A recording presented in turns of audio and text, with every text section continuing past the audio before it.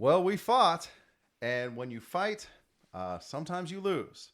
And we definitely got beat up tonight at our branch meeting. It is 11:08 p.m. Pacific time as Michael and I record this. Michael is here with me. Go ahead. Yeah, it was a little disappointing night, but there were some good things. Dude, what the fuck were those? That we still had more of our people there than they had their own people. Well, yeah, in the audience, I guess that's true. All right, so let me give you guys the short version of what happened, and then we'll get into it. Because, holy shit. All right, so... Which I kind of warned Alan that might happen, Yeah. and then it happened. And my buddy Rich warned me about it too, that I am too much of a Pollyanna, and my wife even, you know, and you don't know what people are capable of because they're motherfuckers. So we've, first I had an Article 11 appeal about being removed as a steward, and I was appealing the president's decision to remove me as a steward. And I got up there at the beginning of the meeting, and he held to his position that he didn't even make a decision to remove me as a steward. It happened automatically because stewards who are appointed, alternate stewards, have a 3-year term. And that is nowhere in the Constitution. That is not a real thing. So that's what I was appealing. And he held to that position the entire time. And then finally, I still made my motion for the branch to vote, and I was shocked that the branch voted pretty soundly against my appeal. Now, we'll get into this more in a little bit, but these are the broad strokes. All right? Go ahead.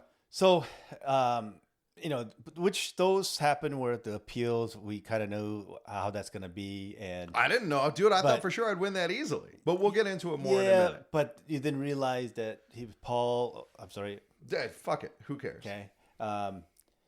Anyway, our branch president and his crew brought other their goons. Yeah, you could call it that. The meeting was stacked with incumbent supporters. Right. With the Good Old Boys and the Good Old Boy Network. And so I counted their people to count it to my people. We actually had more than them. In the audience. But unfortunately, the E-board, there were more of them than us. Right. Yeah, when you include the branch officers, the cronies, essentially. There were 13 more of them. Yeah. So we'll get into that because the next thing that came up was the appeal of the branch election, where the procedure is that so the branch already made their decision, as you guys know, you've been following along, and the branch agreed that we were going to rerun the election all the way back to nominations. So the secretary gets up there and starts reading appeals, and he says he has 4 appeals, which surprised me. I thought it was just going to be 1, and it was going to be from the president. But they're cleverer than that. Credit where credit is due. Because nothing was from the president. No, nothing was from the president. There were 4 appeals from Good Old Boys, not from the president. Oh wait, didn't one of them? They said that you called him old just because you said Good Old Boys. Yeah, because we said he was 80, and it turns out he's only 78. So, dude, I'm willing to set the record straight. The goodest, oldest boy, he's only 78, and he's still spry. And dude, he got the better of us tonight. So. We hear these 4... He got the better of us, but we found that he is a true liar. Oh, dude. No integrity. And we'll get into it. Dude, you're in for a fucking episode. So, he reads these 4 appeals. One from the new executive vice president. One from himself, the secretary. One from the treasurer, who is the former election chair. And one from the sergeant at arms. So all 4 of them put in appeals. Now, in anticipation of this, they put their appeals in, and then the branch has 20 days to respond and essentially reply to those appeals. Because remember, the branch voted to redo the whole election. Quick. Yeah. I know this is kind of stretching, and I've heard some rumors that I heard that our sergeant of arms is a clerk. He is a clerk, yeah. Okay. But, okay. All right. So anyway, the branch then has 20 days to file its written response. And there's been this kind of question of who's going to write that response because, the branch will have to decide. And, well, it turns out that there were these 4 appeals from not the president. And then who's going to write the response to those 4 appeals and give the opposing viewpoint? Michael, who's going to write it? That would probably be our branch president, because his name was not on any of those. So right. he's So the only one that was left out. So yeah. he's And going to put it together. dude, I tried to raise we'll get into this deeper as it goes along, but like, dude, wait a They minute. cut you down everywhere they went, and then they hit the hammer saying you're not allowed to talk, and this went on to somebody else. Dude, That happened at least 6 times tonight. it was pretty amazing. They did everything in their part to make sure we couldn't talk. So the very person whose appeal they're looking to go back to, because it was the president's appeal that, just do the election, not the nominations, just do the voting. And now he's going to be writing the response to the appeals that say we should just do the election, not the nomination. Without the branch's without the branch's consent. The branch was not consulted, because that was the point that I raised was, wait a minute. So they're going to get the appeals committees are going to get only their version without anybody else's version. That's exactly right. Only one side of the story. And the very people who wrote that appeal shut out of the process. Right. All right. And then we go on to me, that's the biggest travesty of the night. We're going to spend some time on it. Go ahead. No, I don't think that's the biggest travesty of the night, but it's just part of it. We're it's fixing to get to the next one. So that's just one of them. Yeah. So the next part is that there were all these charges floating around that Michael, technically Michael, but a bunch of people had charges against the election chair for all the improprieties in the election. And then the election chair filed retaliatory charges against us for talking about him on the podcast. And we got a letter yesterday. Let's go ahead and read the letter now. All right. So I was ready for this episode to be a victory lap, because I talked to a national officer about what's going on in our branch and how the processes are broken. And, like that episode I had about how Article 10 and Article 11, these are your rights, but then what do you do when those don't work? And the national officer said, dude, you have to take it to Renfro and ask for a presidential ruling. So that's what I did. I wrote to Renfro. You know what, dude? This is kind of useless without the context. All right, here we go. President Renfro, I am writing because Branch 2502 in Las Vegas is facing serious issues, and our internal processes for addressing these issues, Article 11 and Article 10, are being undermined by our branch officers. I seek your assistance in getting these matters resolved. 1. Our branch held elections in November of 2024. The elections were marred by significant improprieties. After the election was completed, I immediately filed an appeal to the election committee, which they sustained, ordering an entirely new election, including notifications and nominations. This decision was not announced to the branch in any way. Instead, the decision was sent to the branch secretary, everybody's redacted. Redacted, who gave it to, not that mattered, anyway, who gave it to select members of the executive board. At that point, the branch president, redacted, filed an appeal to the election committee's decision, which was decided upon by the executive board. No other members of Branch 2502 were given an opportunity to file an appeal at this stage. The executive board sustained Redacted's appeal, ordering a new election without a new notification and nomination process. Unlike the election committee's decision, the decision of the executive board was widely distributed by branch officers and was read at the December general membership meeting. I filed an appeal of this decision to the branch, and my appeal was sustained at the January 9th, 2025 general membership meeting. 3 other members also filed an appeal against the executive board's decision, but only my appeal was allowed to be heard at the meeting. The branch voted to completely rerun the election, including nominations. Further, they voted to require a national level officer to oversee the rerun to prevent a repeat of the initial improprieties. Mike, grab you can read the response, because it'll make more sense. Just do it one by one. Brother Redacted has not acted upon the express will of Branch 2502. To this day, the process of rerunning our election has not begun. Brother Redacted wrote in an email dated January 31st, 2025, quote, "No word on as to when Branch 2502 election process will begin or if it will begin," end quote. I am asking for a presidential ruling ordering Brother Redacted to abide by the will of Branch 2502 and conduct the rerun election. So what was President Renfro's response? Previous rulings have held that a rerun election may be conducted when the appeal process has been exhausted at the branch level. Right, which ours has. Which ours has. Yes. Okay. The branch decisions remain subject to appeal to the National Committee on Appeals. In this case, there is an ongoing dispute over whether the rerun election should encompass new nominations. It is my understanding that the dispute will be subject to an appeal to the committee. If the appeal were to be sustained, the branch executive board's decision to conduct the rerun without new nominations may be then reinstated. Okay? In a similar situation, the rulings have All right, recognized well, that hold on. I want to stop there because that first paragraph is basically just background, right? It's basically just saying this is what's happened so far. There's an election and there's appeals. Okay. Right. Okay. Now we get to the And decision. if the appeal is won, then they can reinstate Right, then saying they there's do no it more without nominations. Yeah. Okay. Okay. In a similar situation, the rulings have recognized that the branch may elect to defer the rerun until the time to appeal the National Committee has expired, or if an appeal is submitted, until the National Committee issues its decision.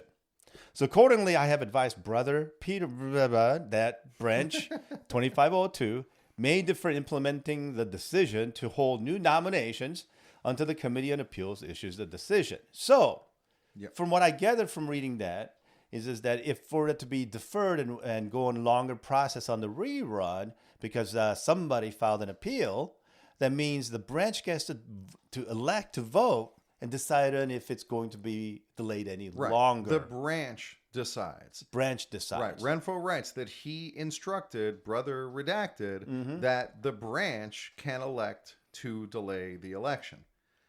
That's not what happened. He chose to delay the re-election by himself. Right. Yeah. Okay. So that's the first part of the ruling. All right. Okay. And then we get to the second part. So let me read what I wrote to bring this up. Number 2, there is an extensive list of improprieties in our 2024 election, which I will not detail here. These improprieties caused Article 10 charges to be brought against Redacted, the election chair, and he's also a trustee on the redacted slate. Brother Redacted, it is elected, either conducted numerous election rule violations or allowed such violations to occur. Brother Redacted refused to answer questions about these improprieties, so Michael Brazenly, candidate for branch president, brought Article 10 charges against Brother Redacted. It was hoped that these charges would compel Brother Redacted to answer questions about what happened during our election. These charges were filed in October, well in advance of our November general meeting. Our branch secretary, the goodest oldest boy, failed to serve these branches to Brother Redacted, which meant they weren't heard at the November meeting, and the investigation could not begin. Further, Brother Redacted resigned from his position as election chair and did not attend the November meeting. The charges were served and presented at our December meeting. At that same meeting, Redacted served retaliatory charges against Michael Brazenly and myself for defamation, alleging that we talked about him on a podcast. We did talk about Brother Redacted. However, as you are no doubt aware, criticism of union officers is legally protected speech, and NALC policy and labor law prohibits any threat of punishment for engaging in such protected activities. Brother Redacted and President Redacted were made aware of this protection, and the charges against us were presented anyway. 2 committees to investigate these competing sets of charges were appointed at the December meeting. Throughout December, the committee did not receive instructions from Redacted about how to proceed. In an email, I asked President Redacted about the progress of the charges, and he responded, quote, "I have nothing to do with how the committee operates. Ask them." I asked for their contact information, and President Redacted did not respond. At the end of December, Branch Secretary Goodest Oldest Boy informed me that he had made the unilateral decision to postpone the charge procedure until the February meeting. This is not the purview of the branch secretary. Article 10 grants that right to the branch by motion at the next meeting. I had to file an Article 11 appeal of this unlawful action to President Redacted. He responded to my appeal, quote, "I agree with the decision, appeal denied," end quote. I then took my Article 11 appeal to the branch, where it was decided by vote to delay the committee's investigation and report until February. In the meantime, neither Brother Redacted nor President Redacted have been willing to answer questions about the improprieties in the election. Redacted, as branch president, has general supervisory authority and therefore has the responsibility to ensure that the committees do their job. I have asked President Redacted in writing what he has done to ensure the investigations are completed. He will not respond. To this date, with February general meeting only days away, neither committee has taken any action. This has allowed redacted to continue evading questions about his role in our election and the numerous procedural requirements that were not followed. And then I essentially make a similar case about redacted's charges against us. And then I am asking for a presidential ruling to order the goodest oldest boy in his capacity as branch secretary to serve the charges against President Redacted and to order, because there were also, I'm sorry, there were two sets of asks here.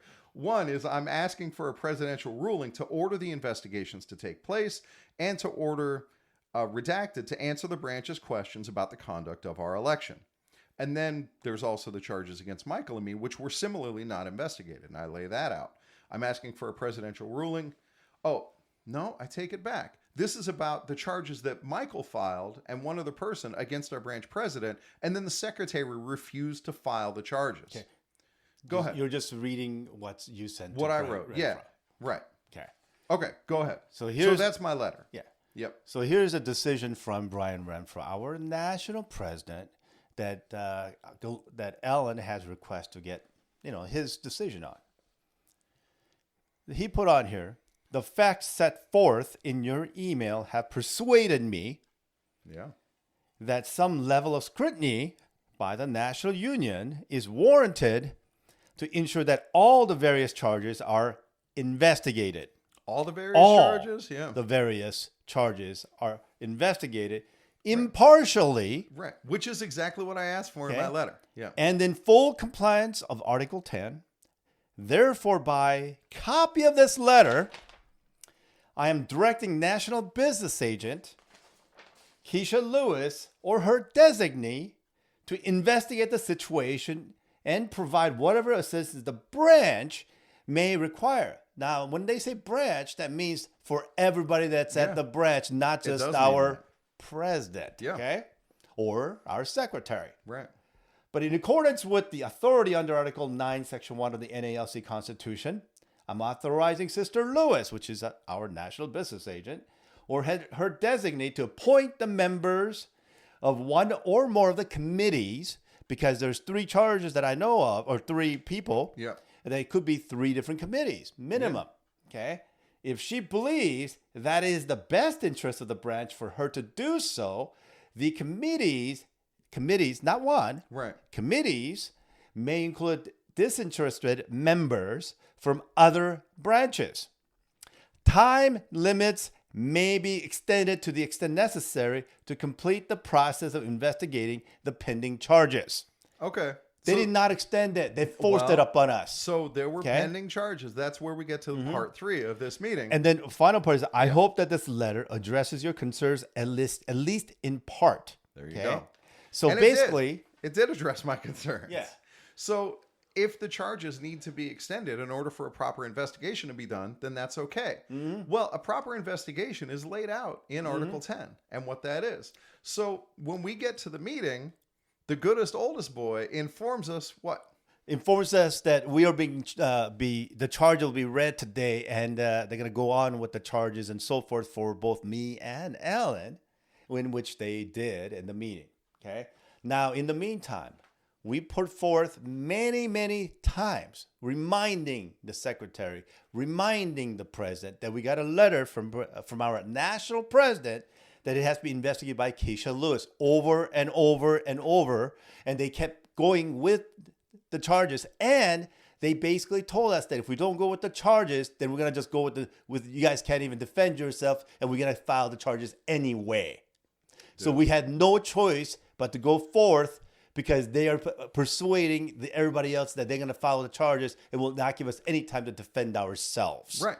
Yeah. So we have this letter from Renfro saying that this process can be extended. And we know that no investigation has been done. And we were told tough shit. So I guess let's get into this. Yeah. All right. So at the beginning of the meeting, that when the goodest oldest boy tells us that, hey, get ready for your charges, we did not, I have this supercut of the stuff that we said in the episode in question in the charges where we talked about the election chair. And I didn't bring it because I got this letter from Renfro that says, hey, we'll extend the time and make sure proper investigation is done. And I know proper investigation was not done. So, all right, no problem. We're good to go. And Secretary tells us, tough shit. You're getting charged, Right. and you best be ready. And then I also reminded him and said, hey, I filed our election chair the charge before this. Yeah. How is it that we're going before him? Yeah. Well, it's because the committee that was investigating us, which apparently was just one person, he apparently, allegedly, did an investigation. And how the fuck does he do an investigation without even talking to us? Yeah. And so we know, hold on, I'm on fire now. We know this is fucked up because there's a procedure in Article 10, and an investigation includes talking to the parties That's being charged? Yeah, the charged parties. We're going to explain what happened. We're going to do our case. We have a right to see the evidence and to cross-examine and all this stuff. None of that happened. Not a fucking bit of it. Zero. Yeah. And when I asked the goddamn president about it, he doesn't even respond. And except to tell me that I should contact the people myself. Great. Give me their fucking numbers. And no, he doesn't do that either. So we're left with literally no way to defend ourselves.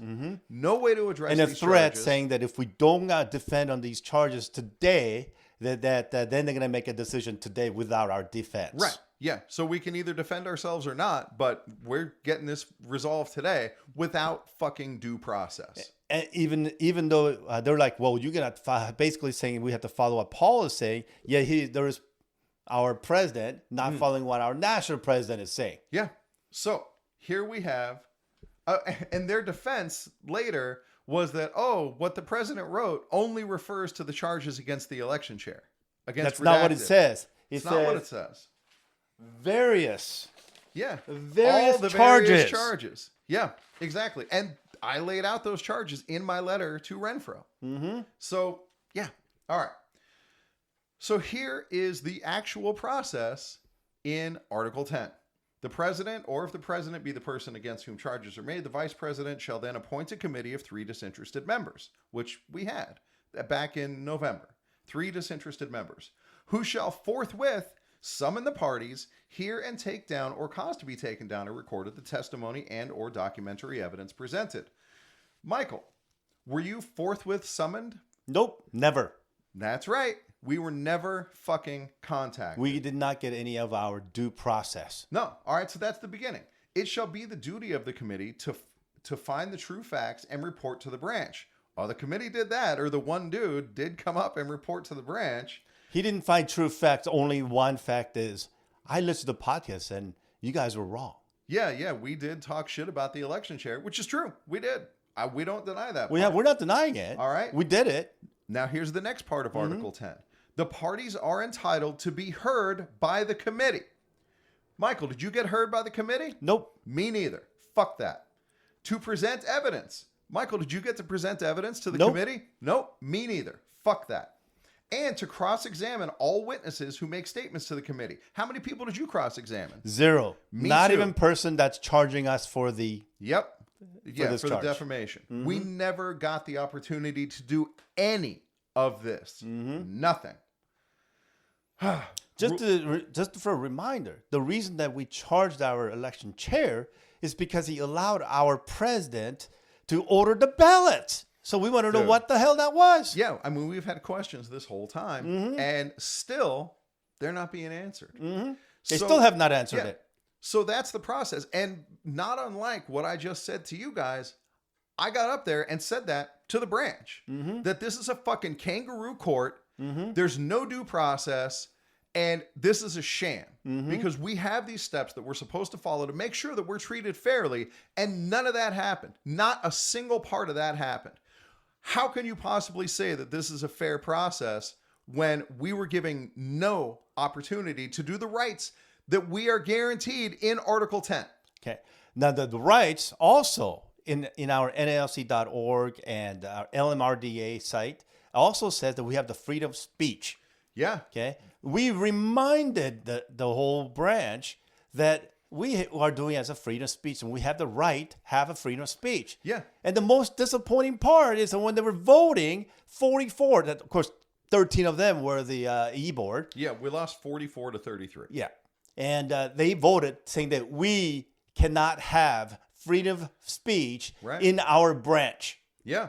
So, right, when I was up there giving them hell, I'm like, hey, the NALC policy, I read right from the fucking NALC.org website that we have the right to free speech. And then just below that on the NALC website says that we are immune from discipline for engaging in any LMRDA protected activity. And that actually says it's forbidden by the officers to do that. That is correct. It is forbidden. And they fucking did it anyway. Right. And the LMRDA specifically protects criticism of union officers. So we were engaging in LMRDA protected activity. Criticism that we can criticize. Yeah, we're allowed to criticize. Right. But that they is part of are our not free allowed speech. to criticize. Yeah, that's part of our free speech. And dude, so it's time to vote. Like Michael gave him hell. I gave him hell. Yeah. I talked about our union, why our union exists, because our union exists because of freedom of speech, freedom of assembly. Yeah. That our union exists. Okay, I actually mentioned that, saying that, hey, when we fight for our union, when we want to do a strike, we want to do anything, we can actually yell out and say whatever we want to yell out. Yeah. And be a union. That is what a union does. Right. And when that motherfucker, the goodest oldest boy, came up to us before the meeting and is telling us that we're about to get fucking railroaded, and I asked him, do you think that this is due process? And that goddamn coward wouldn't answer. Yep. Oh, I'm not the president. Oh, this is the first fucking time in 3 months that you thought you're not the And president. you know what I asked him? You're the secretary and you should know the rules. Yeah. Aren't you supposed to tell the president what the rules are? Right. So we get now to the vote, and the deal is in Article 10, there's no debate. You just go directly from our defense to the vote. And that's the way it should have gone. But instead, we didn't go directly to the vote. What happened instead? Do you remember? I'll say it. Yeah, go say it.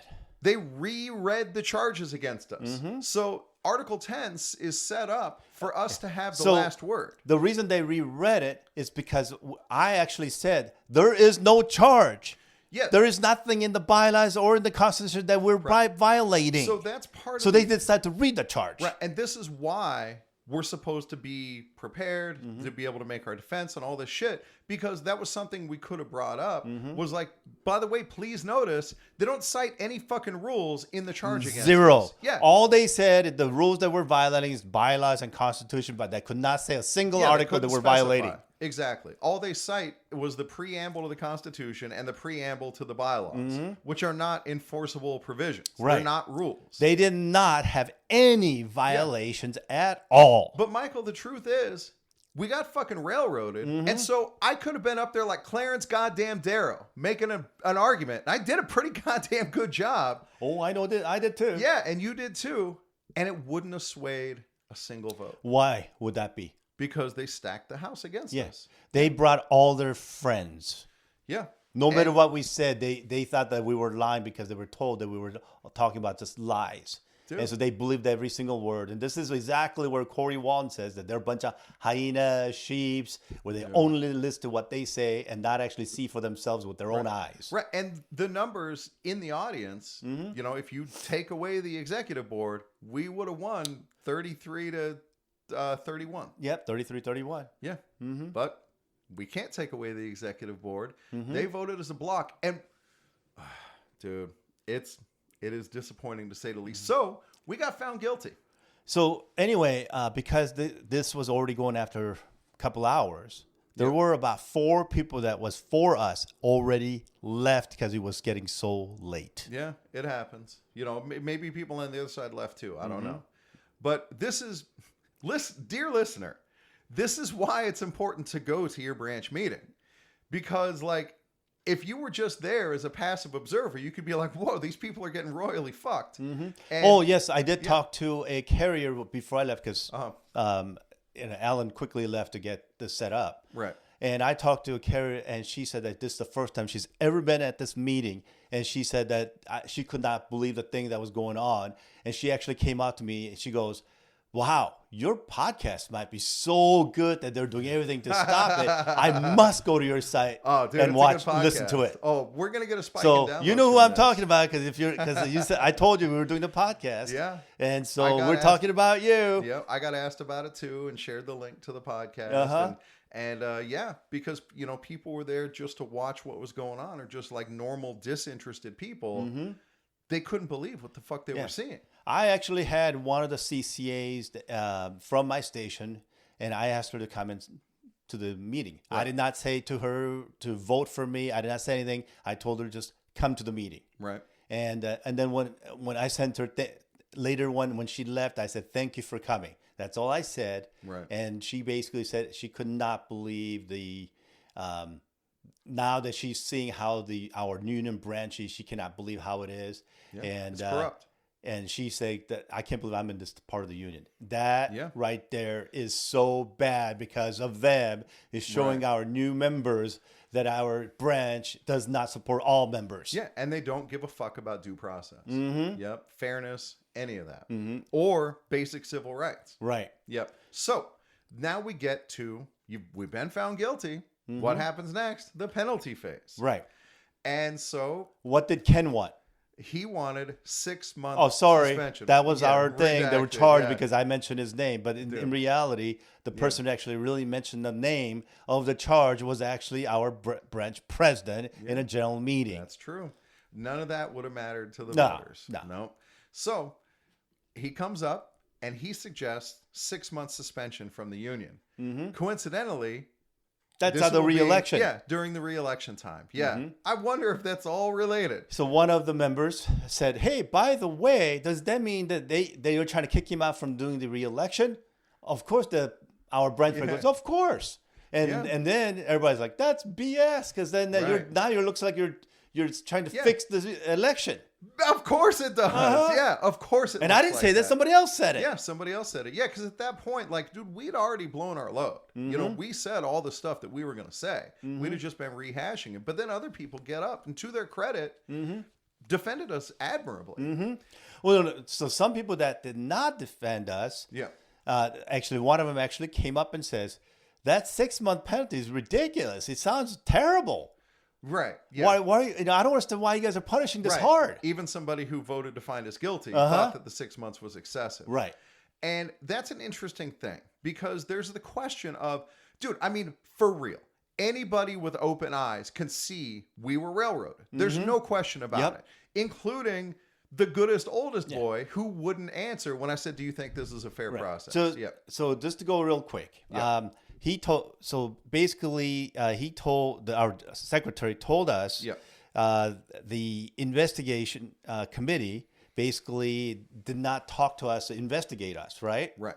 And then later on, when we charged our president, he goes, "Yeah, now the investigators they have to talk to our president we'll and get to that. and get that Dude, information." we'll so, get to that. Oh, it was clear as Yeah. the day. They knew the rules, Yeah. but didn't tell Dude. the committee what the rules Well, were. I really want you to talk about what you learned in the parking lot, and we'll get to that in a minute. So it's time to, like, what's our punishment going to be? And dude, who fucking knows how it's going to go? Right.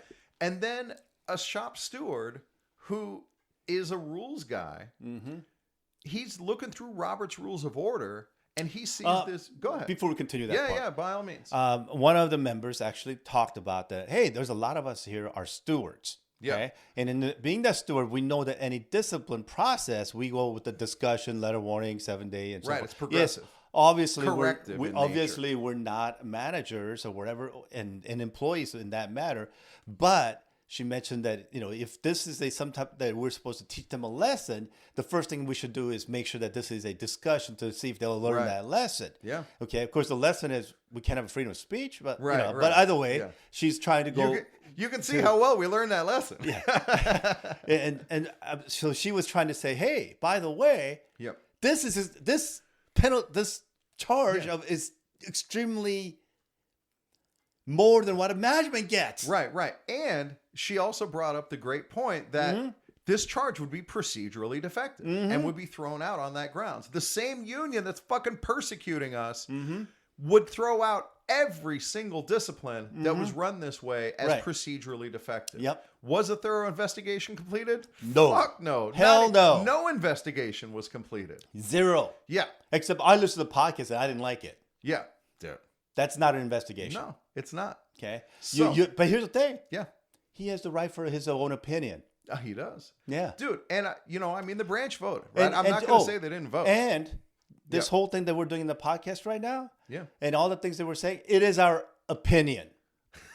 Sure. Yeah, that's fair. Right. And it's right in the disclaimer of the podcast, like right in the description. All thoughts are inherently my own, and my guess and whatever. Yeah, it's all in there.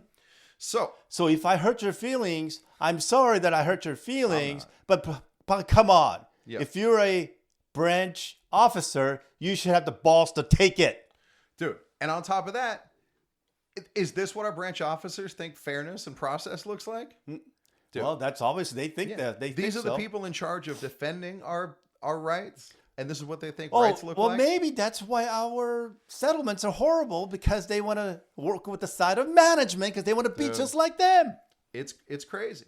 This is what we're up against. Mm-hmm. And this is why, because we're speaking out, that's why this is happening. Mm-hmm. So this steward is looking through Robert's Rules of Order, and he sees that it's possible for the work of the branch or the body to be done just by a committee. Like any task that you have to do, you can put it to a committee. Basically, filing a motion. Yeah, right. You can file a motion to have okay, whatever this business is, it's going to be handled by a committee. We're going to appoint a committee. Mm-hmm.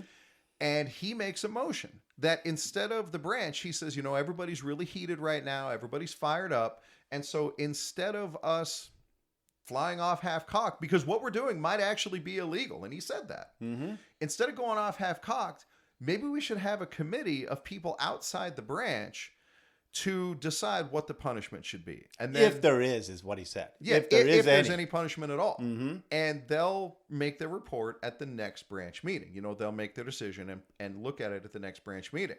Now, our branch president says that we have to do that. We have to get a hold of our business agent. Right. So I don't know. Does he have something with the business agent? Because he was mentioning her name a lot. Well, the person who made the motion said that he would get in touch with the business agent. Mm-hmm. And so Like he was not worried what she's going to make a decision on. yeah, well, I don't know. I mean, dude, the business agent's supposed to be involved in this anyway, according to a letter According from to Renfro. branch. Yeah. And dude, it's fucking wild. And it says it has to be impartial. Yeah, so he makes this motion. It gets debated back and forth for a while. For like an the hour. Executive board, like the an hour. executive board actually left the room for a while to actually go through Robert's rules and make sure this is proper, and it was. And so now the branch votes on that motion to let the committee handle it, and it passed pretty much unanimously. Because everybody said yay, and and I didn't hear anybody say no. I might have been one no. I don't think there was any though. I think Maybe it was unanimous. maybe there was a grumble. It was from very maybe close to from unanimous. somebody from the. And so what's officers. interesting about this from a psychological perspective is, these people were willing to railroad us and find us guilty, but then to actually punish us puts blood on their hands. Mm-hmm. And they were a little more squeamish about that. And so the opportunity for the blood to be on somebody else's hands, oh, that sounds pretty good. Yeah, Because now they don't have to do think about it. Do you know why you're saying the blood on their hands? Why is that? Because they know this is a lawsuit. Oh, dude. This is a lawsuit. Yeah. All they want to do is they want to win now because Right. they can have the lawsuit, but the lawsuit could take a couple of years. All they want is they want to win now and deal with it later.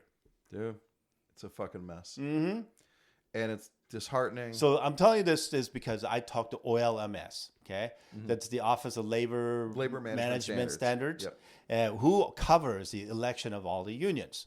I actually talked to them and got what the rules are, okay? Right. And the rules says that if they break the law, is that we as in members, any members who branch uses the charges or break their rights, especially freedom of speech, that we have the right to sue the branch and the person in civil court. for it at a civil court. Yeah. I don't know, maybe because if we actually get a lawyer and do that, when they're telling us to basically violating our freedom of speech, Dude, we fucking told him. we'd win that easy. Well, But here's the thing. yeah. Okay, if we sue them, we're going to charge them, what, 100 grand, 200 grand? I don't know. I don't want to what that's take that from our branch because I want to be a union member for our branch. Dude. But the only thing is that sometimes you have to do the hard thing to teach them a lesson. It's not just that. We aren't taking it from the branch. The people who did this are taking it from the branch. Yes. Dude, it's awful. Because it is illegal of what they just did. Yeah. It Okay. violates the LMRDA. Because it actually says by the OLMS and the LMRDA said that if the branch makes an illegal decision, that we can sue them. Yeah.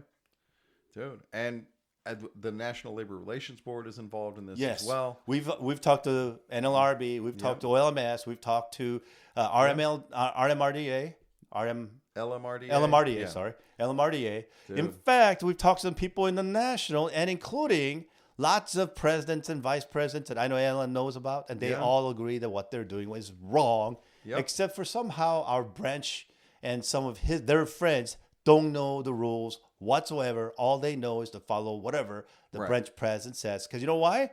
Why? He only wants the people that kiss his ass. Kiss the ring is what he wants.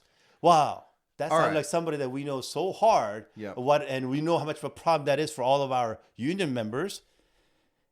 But again, I know you guys, some of those people support them too. So yeah. I'm So not going to that's say too much the anymore. charges against us. Mm-hmm. Right. Then we have, after that, the Article 10 charges against the president. Mm-hmm.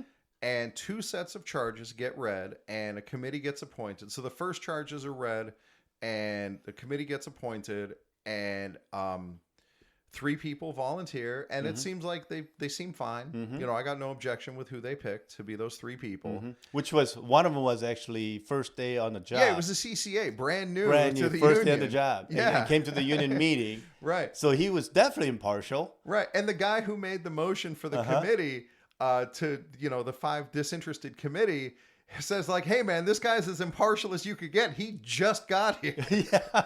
And yeah, the guy wound up stepping up, and kudos to that dude for stepping up. And because nobody really knows what they're supposed to do because nobody reads Article 10. Why would you? Yeah. I read it, but that's because I got a problem. Yeah. You know, but no, obviously nobody else reads it. But here's the issue. Yeah.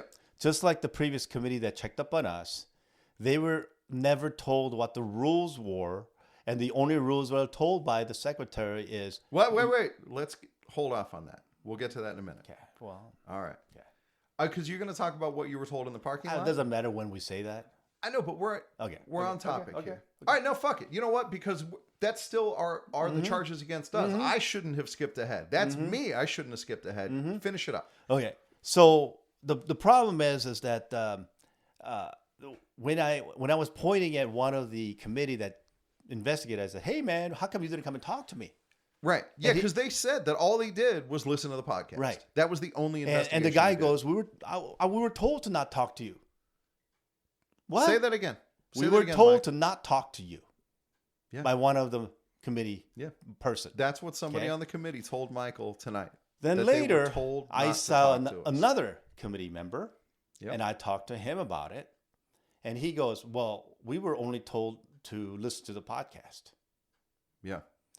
And then I said, "Oh, but did you notice that when our French president was being charged, that our secretary told a new investigator to go and investigate every body?" So we get this And 3-person and committee. their friend goes, "That's right. They changed that ruling on us." Yeah. Yeah. So we get this 3-person committee that includes this guy who's brand new to the state, to being a carrier, and do kudos to that guy.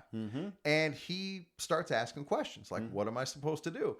And the goodest, oldest boy gets up there and does a pretty good job of explaining the Article 10 process. Yeah. Including summoning witnesses, and you talk to people, and you make sure you talk to all the parties involved. In which, when he told the other committee that was against us, said, "Oh, you can just listen to the podcast." Well, I don't know who told them that, but dude, how different, you know? And so, but here's the the thing. guy knows. No matter what, we did not get a due process. No, dude, not anywhere near. it. Even if that was something they were creating, wherever the rule is, is that the committee was not told the right way because they were not given the whole the rules of what the committee is supposed to do. Exactly. So they failed to fully investigate because of our branch officers. Even fucking Because investigation process. who is in charge of making sure everything is done correctly? The president. Okay, branch and who knows all president. the rules? Well, it should be the branch president. But And it the ain't. secretary, And the right? Secretary, yeah. Oh, but you know what? When the branch president was being charged, who knew all the rules? Oh, the branch secretary sure knew about Sure knew Article about 10 it, but then. he did not tell that to the No. committee that was looking at us. Shifty motherfuckers. Uh-huh. Dude. And that's how you know it's dishonest. Mm-hmm. Because, yeah, the guy does know what... He's not just stupid. But here's one good thing out of all that. I know you didn't see a lot of that. I did not see is a that lot. the committee guy's friend saw that, yeah, this was bullshit. Yeah. The guy who was in favor with our committee guy, which was in favor with our branch president, when he saw that, he said that is bullshit. Yeah, it is. Because now he's like, they're lying to us, And- to them too. I would bet that a lot of the people who voted to convict don't think that it was a proper process. How could they? Mm-hmm. But maybe that's me being a Pollyanna. I don't know. So there were the two sets of charges against our branch president that are initiated, and then the one committee, because the charges essentially overlap, is going to investigate both. Yep. And so we'll see by next month. We'll see what happens. Right. So that's that. So now let's go back and get a little more in depth. I want to talk briefly about my Article 11 appeal. Go ahead. I just want to just go over this. Yeah, please. Is that last podcast we talked about after the meeting? Was that last one? Yeah, last one. Maybe it was the one before, where they were trying to pass to pay for the printing company for the ballots. Oh yeah. Okay. Now here's the thing. Right. We did not disagree to not pay for it. We actually our current EVP, she actually withdrew it. So then that is actually Right. what happened. Yeah, because Okay. people started asking the tough questions that the branch officials don't want to answer about, like, well, what did we actually order? Did we get who ordered this stuff? And he still won't answer those questions. No. And so supposedly they talked to the owner of the printing company, and they felt bad that they made a mistake, which we don't know for sure because we're not getting it from them. We're getting it from our branch president, who has been lying about the election process and is telling us that, saying the next time they'll give us a discount. Yeah. Well, he certainly hasn't been forthcoming. If you count lies of omission as lies, then yeah, those are lies. Yeah. Yeah, he said, I wrote down what he said because I knew it would be interesting. When I went to investigate, he's talking about going down to the print company to figure out what went wrong. I went down to the print company to find out what went wrong. By the way, he Yeah. changed that story Oh, I know. to saying that, oh, I called them instead. Well, you said you went to go talk to Well, them. Then he also could have now done he both. was on the He phone. could have done both. But he says, when I went to investigate, Can't I keep went down there. Can't keep the story straight. I went down there and found that the guy's wife passed away. Now, if I remember right, that happened after the ballots had all been printed. So that's neither here nor there. He was trying to get the sympathy. Yeah. Found out that the guy's wife passed away. I left a message and he was nasty with me. He came down here and he was in tears. The guy told me, I want to make it right. He did say he would make it right. If we have to run the election again, he'll cut us a deal. There you go. That's the answer of, like, oh, how did this all happen? There's no answer in there. And yeah, once again, avoiding any the actual questions. Yep. Dude. And then somebody asked, I might have been you, Michael, this next go around, are we going to be able to see the invoices? Because they were kept hidden from us the last time. And oh yeah, of course you'd be able to see the invoices. Oh, Oh, how about the first one when we asked for it yeah. before? Yeah. Nope, couldn't see that one because it had the president's name on it. That's why we couldn't see that invoice. Dude. The corruption, it knows no end. So All right. here's the thing. Now, this is my opinion. This is where I saw. One of the biggest disappointment that I think I've ever had while I'm working for the Postal Service, okay, biggest disappointment, is that there were 44 people that was okay with violating my freedom of speech. Yeah. Right. That And your was right the to most due process. disappointing. That was And- and my right to due process. Yeah. Okay. I thought this was management tactics, but it's our union tactics also. Right. Okay. And so when we talk about, like Corey Walton talks about how we got these good old boys and doing the things that they do. Yeah. And now we know for sure, because me and Alan, it happened to us, Yeah. that they want to be managers, not branch officers to support all members of our branch, all of our union, because they are trying to forcibly to keep us to shut up and not talk about this podcast and have our freedom of speech and violating our constitutional right. Yeah. Sorry, I get a little passionate. It's all right, as you should. So let me ask you a serious question here, and I'm being for real. Mm-hmm. What are the chances we're just wrong, and the good old boys are right, and we're just causing problems and being unreasonable? Zero chance that we're doing anything wrong, because I can say whatever the hell fuck I want to say, because that is the freedom of speech. Okay? This is what I like about Michael. Yeah. So, all right. That's a good answer. Yep. now, Yeah. Yes. if I win the election, I'm the president, and there's definitely, I cannot talk about anybody else and slander anybody else, because I am a leader at that point and Right. cannot talk about anybody else and how they are, or how stupid they are, or how they're not this, or I cannot do that as a president. Yep. All right. But so- as a union member, yeah. again, I have in fact, it's, if anybody wants to go see it, the union administration part of the site on the NLC.org, Yeah. literally on there it says member rights Yep. says, Yeah. Look up NALC Member Bill of Rights. Yep. what is that? Freedom of speech Yeah. and freedom and of assembly. Yeah. Yep. That's right. Because that's the union. Dude. Okay. So now let's go back to we'll go back to the beginning to my appeal. Mm-hmm.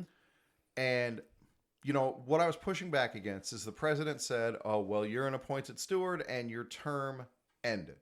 And so I can't appeal that because he didn't actually make a decision. It's automatic. And when I asked him, well, where is that in the bylaws or the Constitution? He has no answer. And the reason he has no answer is because it doesn't fucking exist. Mm-hmm. Because that's not a thing. He just made it up. In fact, if I remember correctly, looking at the bylaws, it says the term ends on the ones that people are voting. Right. It specifically says in that part of our bylaws, this section applies to elected people who are elected. Of officers has a term limit. Right.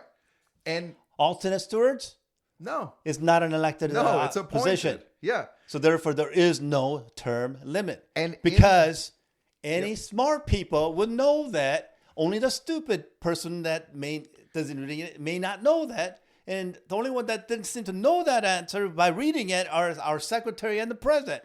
I don't know. If they don't know how to read that correctly, maybe they shouldn't be the officers. Yeah, and because they're supposed to be knowing how to read these things. Dude, and so once again, I'm out there in the audience reading from the fucking bylaws, reading from the Constitution. And when I asked the president, where does it say in the bylaws that there's a term limit for appointed alternates? And his answer was, it's not in there. Mm-hmm. He openly fucking admitted that this rule does not exist. And the only thing that he used the excuse is that this is not a life term, and Yeah. all term expires, and so Yeah. therefore this expires too. It's this fucking straw man. I never claimed it was a lifetime appointment. He can end it at any time, and I can end it at any time. And if he ends it, I have the right to appeal that decision, because Article 11 gives me the right to appeal any decision of the president. And he's still standing up there and telling me that I don't have the right to appeal it because he didn't make a decision. Give me a fucking break. Yeah. So a while back, I'm at my station, and a uniform vendor, who's one of the old timers in our branch, that's who becomes the uniform vendors, asks me, hey man, did you go to the last steward meeting? And I think it was just his way of asking me about getting fired without having to openly ask me. And I said, no, as a matter of fact, I just recently found out that I'm not a steward anymore. And we talk for a little while, and I tell him the pretext that our branch president used to get rid of me. And he goes, hey, don't quote me on this, but dude, I've never heard of that. And then that motherfucker stood up there at the meeting and said, yeah, of course, everybody knows that at the end of your term, nobody could be in for more than 3 years. That lying motherfucker stood up there and said the exact opposite of what he said to me in person. Because he said, don't quote me. Yeah. And I didn't quote him because I got fucking integrity. And he stood up there and we're finding that they have zero integrity. Yeah, same dude. Okay, no honor. Yeah, same dude who I bought uniforms from, and said, "Yeah, man, I never heard of that before." So this is something. and then he stands up there like everybody fucking knows it. So this is where I was talking to, I think, Alan and a few other people before. And I said, this is the mob mentality. And the reason they learn about this mob mentality because of Hoffa and all that stuff that was big in Las Vegas, I'm sure a lot of people know. And we used to have mob running our union branch. Most people don't know that, but we actually had mob people running our branch. And so back in the day, of course, all supervisors will go, yes, sir, whoever came from our union, which at the time when that happened, they did whatever the branch or our union said. Well, they all got into jail or they got themselves killed or whatever the reason might be, that no, they are no longer in our branch. But their way of mentality, The some of strong arm it, mentality. strong arm mentality, and trying to steal the election or do whatever that they want to do, they were all probably taught, passed down through our good old boys and how to do all of that. And they're using all those tactics to do it. And wild. which is very dirty, which I kind of warned Alan. Yeah, It's going to happen. True. So I make this appeal, and to me, the strongest part of my appeal was the petition. I went around to the carriers at my station and had them sign a petition that said they want me to be their steward. And guys, every single carrier at my station signed that petition. Every fucking carrier, except for the president's girlfriend. Every fucking one of them signed that petition. They want me to be their steward. Their alternate steward, they don't even have to pay. I'm volunteering to do this. And I'm like, dude, I don't even need to make an argument. This petition says everything. The will of the members. Man, ain't no harm here. And They still didn't give a crap. yep. And that vote went against me. Well, in reality, I told Alan afterwards, I said, hey, man, we should ask for division. He's like, no, it looks like they voted against me. I'm going, no, man. It sounded like a all no their vote to friends me. voted to yes, and they yelled loud, and they were all in the front so that only our branch president could hear it. And so he's like, no, you take defeat sometimes too easily. Yeah, I'm sure that's true. You know, I'm a very good loser. I always have been. And I got a lot of practice at it. Like when I was going through youth sports, my team was never good on youth sports. When I was in high school, our team wasn't good. Throughout after the Super Bowl run in the 90s, I've been a Bills fan the whole lot of time, and they have not been good. I'm very used to losing, and I'm good at it. I'm a terrible winner. And when I win, I celebrate But well, if yeah. you don't win that often, of course you're yeah, going to right. celebrate like Yeah, that. dude, you don't get these little sparks of joy. See, and that's what I thought this podcast And tonight the was difference gonna with be. me is when I lose, I get angry. So that most of the time when I lose, I go, okay, we're gonna play again.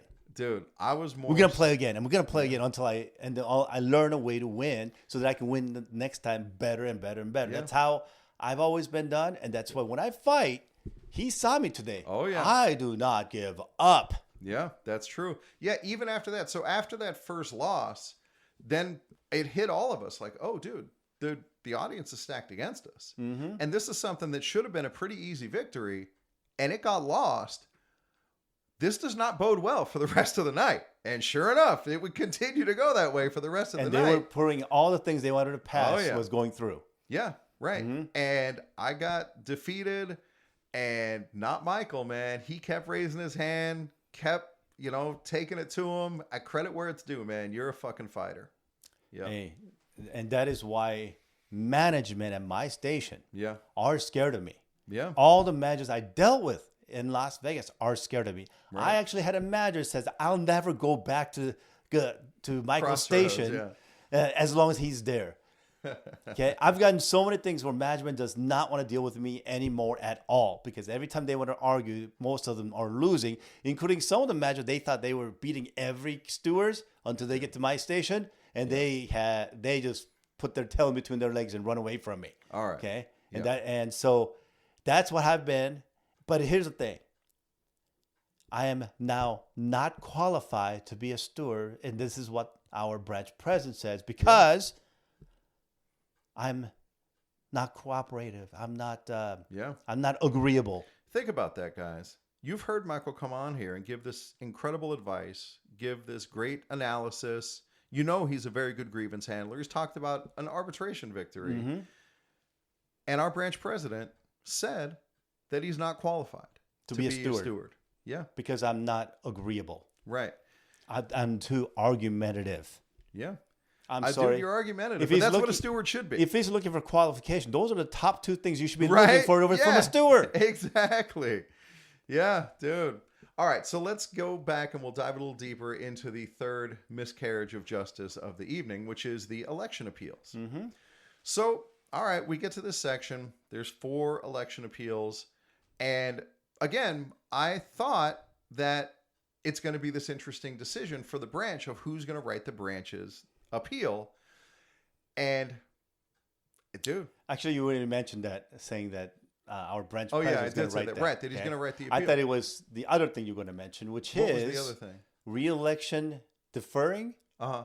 That he made his yeah, own that's right. decision by Yeah, himself. that is when right. You're right. we read that letter saying that, the branch branch has to make that decides. decision and not our branch Right. president by himself. And I brought it up that, hey, this decision's supposed to be made by the branch, and he just shut it down. Mm-hmm. Yep. And at that point, And just went, Yeah, right cruise to the right next through it. item, Yep. and said, and then I'm trying to raise my hand, and wouldn't even answer to anything I was saying. yeah. Yep. So we tried to stick up for due process there as well, Yeah. or proper procedure, that it's up to the branch. And And here's the thing: I'm not agreeable because I'm not listening to the president. I'm Right. sorry. right. The letter is from our national president, and he's Yeah. not agreeable with our national president. Dude, it's Whoa, so fucking man. wild. And again, the mentality of his appeal was the one that said the one our president filed was the one that said don't redo the nominations. And so now we get these 4 appeals that all say don't redo the nominations, and the fucking rebuttal is going to be written by the branch president who says don't redo the nominations. And this both sides of the argument are supposed to go to the Committee on Appeals so that both sides are fairly represented. So What the do we- fuck fairness is that? Right. So only thing that I can say is break the due process here and maybe send our versions Dude. and send it, saying that hey, we didn't get a vote. Oh, dude. Okay, so this is interesting. In the election rules, the branch has 20 days to prepare its written reply. And 21.44 says the original of the appeal, all supporting material, and the reply of the branch must be sent via certified mail to the chairperson, Committee on Appeals at NALC headquarters in Washington, D.C. At the same time, a copy of the reply must be sent to the member who is appealing. So I think I can send my own. I think I can send my own reply of the branch. I am a member of the branch. Mm-hmm. Yeah. In fact, I can add my name to it. Now we're multiple members of the branch. Yeah, dude. Now you've got something. So now we can get other people to sign off on it. Now we got Yeah. multiple, and from branch 2502, that Right. right there is a branch. Oh, dude, speaking of getting multiple people to sign off, I got to get this off my chest. And it's funny because I will often in these cases, I will kick myself for not saying something like when we were defending ourselves. But I take cold comfort tonight in knowing that it wouldn't have made any fucking difference. Nah. But in this case, like one of the knocks against Michael and me is that we talked about the charges and we got people to co-sign the charges before they were presented. And their answer is saying we can't do that. We cannot get other right. members to sign Yeah. because somehow Dude. they says that that's breaking the bylaws, but without actually reading the bylaws what where the it's bylaw- at. Right. They can't cite what what that breaks.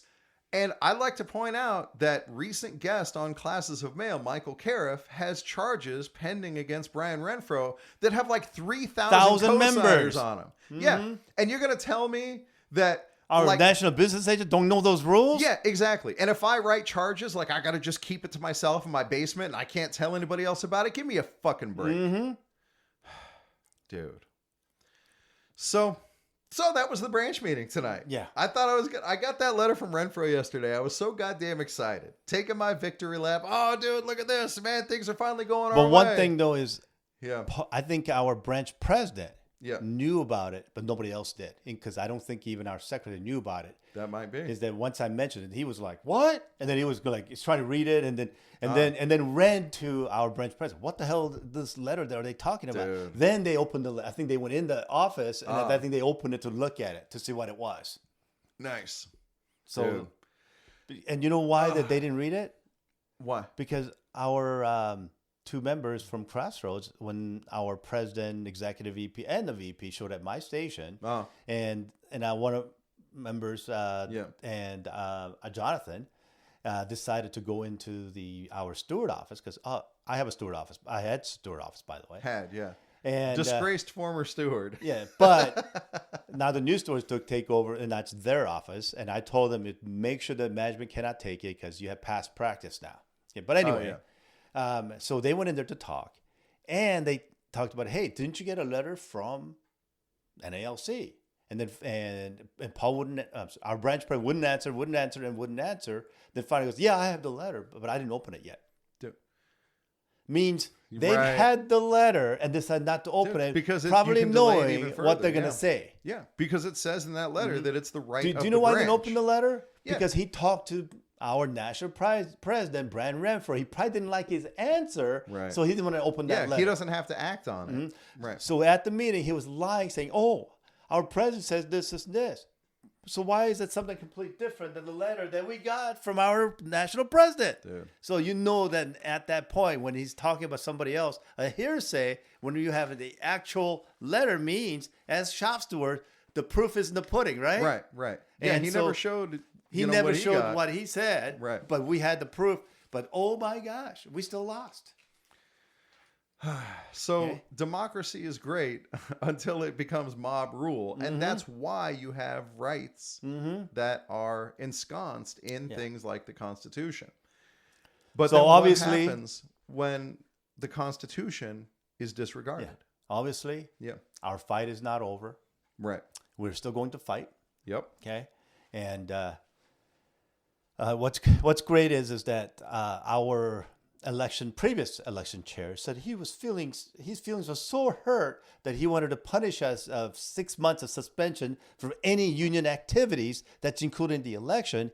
And people that was actually against us at the point, they were like, wait a second, that seems a little excessive. And then they kind of like, oh crap, I guess maybe this might be too much. And they started kind of rolling back on the punishment a bit. So I think the people are starting to, some of them, the people that was for them, a couple of them were, I think, like, what the hell did we just vote on? Yeah, I don't know how you could vote guilty on that with a clean conscience. No, You know, there's no clean conscience on that. There's no one who could look at that process and think that it was fair and reasonable. And oh, you know what was great is that when we were they were voting on the stuff, and I said, and all those people that are voting to stop us from talking, and I said, you guys, just to let you guys know, it's not that you guys are doing this to us. You're voting to stop us from having freedom of speech. Right. So I just Right, want you just guys in to general. know that you guys are voting to stop people having freedom of speech. So if one of you guys, something happens and they tell you that you can't talk, good luck with that, because then now you won't have freedom of speech because they'll do that to you too. That's the precedent. Okay? And you know what was another great thing? Sorry, that? I know time's Yeah, getting dude, up. that's all right. Another great thing, I'm off. Tomorrow's my SDO. yeah, is that I'm sorry, who said that? So one of the officers goes, "Yeah, we gotta have the freedom of speech," and I go, "That's right, freedom of speech." Yeah, dude. He did say that. Yeah, one of the Uh-huh. officers during one of the back and forth. Yeah. Well, you've got your freedom of speech. Oh, funny how you think so. Yeah. Then he looked like, "Oh crap." There was a funny moment too when they were looking for investigators to investigate our president, and the vice president's up there, and she goes, "Yeah, we're looking for somebody who's impartial, who can invest." And I shot my hand up. I did not get selected. Well, they're not really impartial. They're trying to find their own friends. Right. But dude, only 3 people raised their hand, so you get what you get. And one of them, this new guy, raised his hand under protest. On his first day. Yeah, exactly. Oh, dude. But hey, guys, so here's one thing that I was talking to Ellen about, okay? Is that we want to create a group called Caucus. And I don't know, maybe...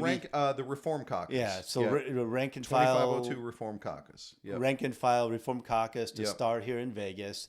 And maybe a group of us can get together maybe once a month and talk about what's going on in our branch and see if we can fix anything. Just like a BFN, Building and Fighting NALC. Yeah, when just Chris like them. Pennick was on Classes Mail, he talked about it. Yeah, Yep. and maybe we need to start something like that here in Vegas because Right. right now, with the group that they got at the Good Old Boys, or think that they can do whatever they want to Yeah, they got the anybody good old else. But here's the boycotters. thing, guys.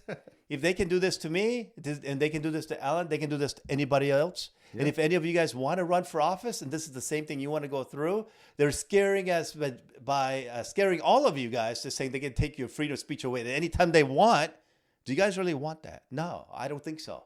Okay, so please, you can email the classes of mail. Yep, at gmail.com. Okay. Yep. And or you can call me at 702-724-6355. Nice. And so for people who is in Las Vegas, who wants to get together and has a group and maybe meet up at some bar, maybe, hell, we go in Vegas and we have a lot of bars here. Yeah, that's true. And including, we have lots of restaurants open for 24 hours a day. Yeah, dude, like the Hell, pepper mill.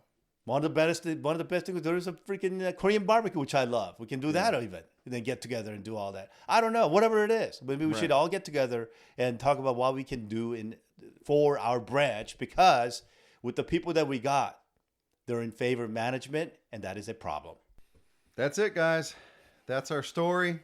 And I will, as always, keep you posted on how things develop. Michael and I actually recorded an educational episode. I don't even remember what it was about anymore. And it's just sitting in the can waiting for shit to not be crazy so we can release it. So I will leave you guys with a little bit of a song from a band called Manowar that I grew up with. And they are the reason I got interested in heavy metal music, because they're about as metal as it gets. They wear leather and everything. So this is what's to come, guys. And freedom.